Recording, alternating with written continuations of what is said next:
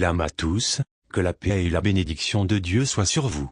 L'assassinat de la jeune Nabra Hassanin, dans la nuit du 17 au 18 juin 2017, a jeté l'effroi parmi les habitants de la communauté musulmane du comté de Fairfax en Virginie. Âgée de 17 ans, Nabra s'était rendue en compagnie de ses amis à la prière nocturne du Ramadan. À leur sortie de la mosquée, elles sont prises à partie par un individu brandissant une batte de baseball. Effrayées, elles ont couru se réfugier dans la salle de prière, avant de se rendre compte que Nabra avait disparu. Le lendemain, le corps de la jeune musulmane est retrouvé dans un étang. Elle a été sauvagement agressée et tuée. Un individu qui conduisait de manière suspecte près du lieu du drame est interpellé. Le sang de Nabra est retrouvé dans son véhicule. Il s'agit du même homme croisé devant la mosquée.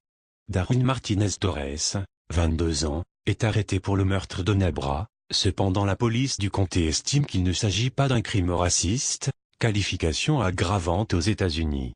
Pourtant la jeune fille était vêtue de la tenue traditionnelle musulmane et se trouvait devant une mosquée.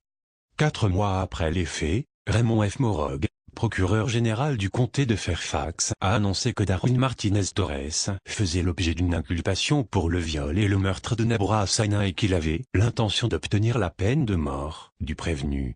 La peine capitale fait toujours partie du système pénal du comté de Fairfax mais n'a pas été appliquée depuis 2011.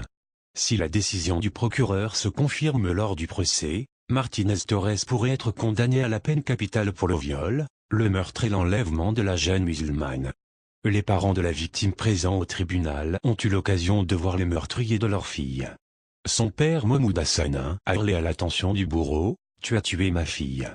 La mère de Nabra, folle de douleur, a jeté une chaussure à la tête de l'assassin en criant « Je vais te tuer ».